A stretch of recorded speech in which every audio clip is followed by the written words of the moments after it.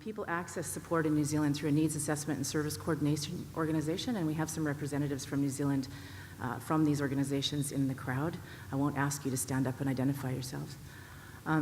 So they're called the NASCs, and what they do is they assess people and then allocate a package of support.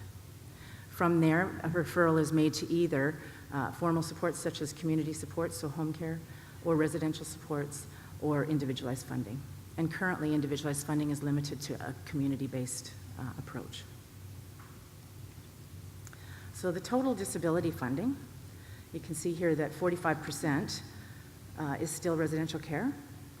It's the largest chunk of the pie, and that's followed by only 23% of people, of the funding goes to community supports. I think that's really interesting considering that there's more people supported in the community and on much higher packages currently than has been in the past. Total disability funding is $1.1 billion. And the rest is the bits and pieces. So under the disability remit of the Ministry of Health, there's a long list, and I'll just give it to you for interest's sake.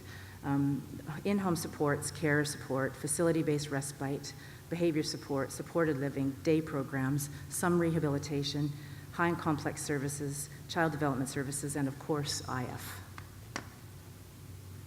So here's the best part. Individualized funding was established formally in 2004 and 2005 as a pilot project. And as with any government, it ticked along for 4 years without being touched. And nobody did anything to expand it or, in fact, change it. It was evaluated in 2008 and rolled out and expanded in 2010. That was really exciting because when we evaluated it, and I was in government then, when we evaluated it in 2008, it was 99% of people using individualized funding who absolutely loved it. And yet, it took us till 2010 to really get any traction. So we started out with roughly about 200 people using individualized funding, and with rapid expansion, we now have 2,500 people using it. And that's not including any of the new funders who are just starting to get involved, just starting to dip their toes in now that they see that it actually works. The catalyst for that growth was a very supportive minister at the time, and she had a real strong commitment to both family. She was Maori. She believed in whānau, and she believed in community participation and community living and inclusiveness, and she had a commitment to innovation. So that just kind of gave us the kickstart to roll it out across the country. However, we're still limited. Traditional IF is still limited to personal support and personal care and household management, so in-home supports. It's not nearly as flexible as it could be. However, happily, the government in about 2011 wrote a disability strategic plan that committed itself to increase choice, control, and flexibility for people using IF. They called this thing, very creatively, the new model. We're not very complex in New Zealand.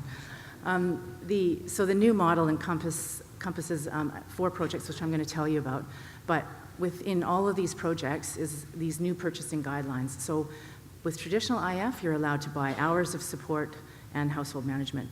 It's people get very, very creative with individualized funding to make it work for them, but it's still fairly rigid. The new purchasing guidelines say that the purchase must support the person's goals and aspirations, which means you must have thought about that. And then that's the part where I think people need a lot of support. We've heard from many people yesterday, around developing plans and aspirations and supporting people to get to a point where they can think about what they want out of their life. So that's the first criteria. The purchase must be defensible as a disability support and not a normal cost of living. So you can't use your IF to pay your rent, for example.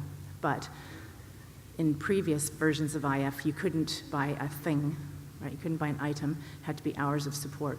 So the best thing about this criteria is if you want a trampoline for your child with ASD who loves the trampoline and will sleep at night and build family resilience because everybody can then sleep at night, you could buy the trampoline, whereas before you couldn't. And the purchase must not breach government policy. So by that they mean You can't pay direct family members, and you can't buy anything that's already publicly funded. So the best example is therapies, because they're funded under the district health boards. So the government doesn't want to buy anything twice. So these are the demonstration projects. And I don't have time, because otherwise I'll be, Tim will give me the shake. These are the demonstration projects that are running in New Zealand. They're very positive and very hopeful. I'll talk about what the issues and challenges are in a minute, but if you look on page 140 of your syllabus, you will see that I've put in there an overview of the demonstration projects, and we also have that handout at our poster demonstration. That's just a ploy to get you there. So you can pick up one of the handouts. And we have lots of pens, too. And you have to take them, because I don't want to take them back to New Zealand. They're heavy.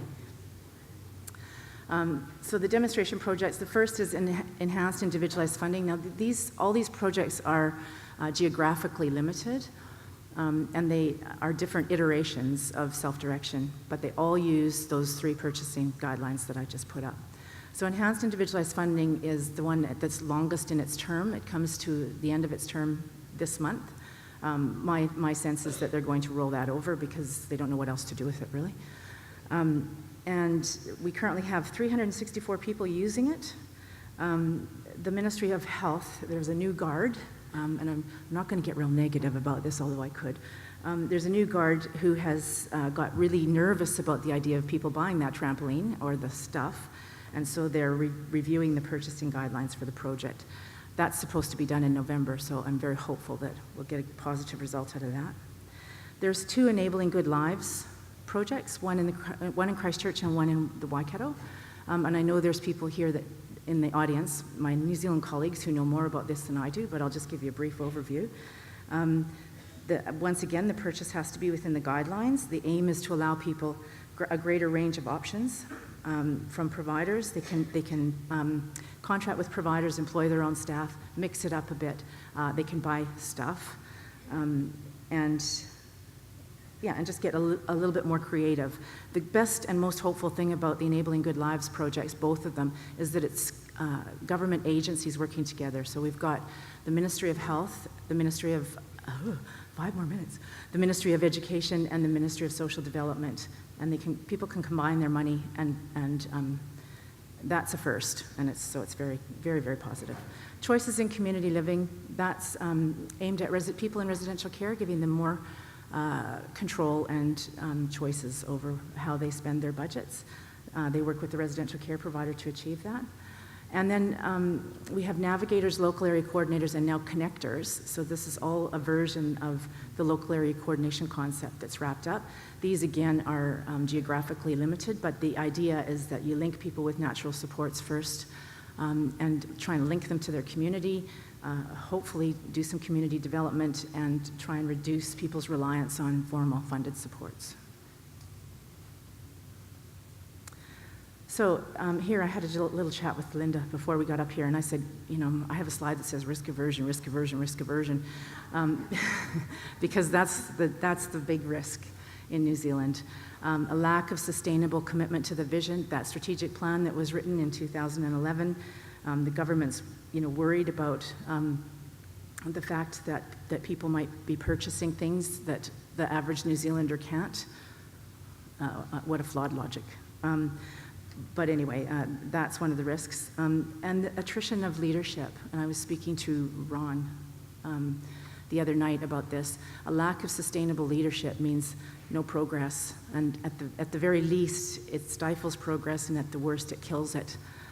So I think that's a huge issue. And did I say risk aversion? And I'd be remiss, and my board would kill me if I didn't mention our research. And I actually wanted to mention this because it's the most exciting thing I think that's happened in individualized funding in New Zealand since I got involved. So we have 2 pieces of research, and both of the researchers are presenting today, so I'm not going to get into too much of what they're going to say, otherwise I'd steal their thunder. But Dr. Adrian Field did a cost analysis for us, comparing IF to non-IF situations, and really stunningly, it shows that IF contains costs and often reduces them over time, and this is the best part, in the high and complex areas, and therefore the high cost brackets. That's good. evidence for policymakers. IF tends to prevent transition to residential care. That's also really good news if you consider the previous graph that I put up.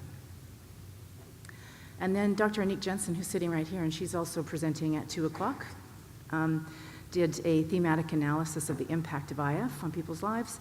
She collected 45 stories and 4 key themes came out of that: natural supports and networks, and we all know how good those are. Mobility and technology, a home of one's own, and productivity. And we've done some really good functional stuff with that. So I think the biggest thing I want to say is that we need to apply that I hope that we can convince policy and government officials to apply the evidence that we're now starting to collect around individualized funding to change policy and improve it and drive self-direction in our little country of New Zealand in the bottom of the South Pacific. So I hope you all enjoy the conference, and I hope that we can all take away something that we can use. Thank you.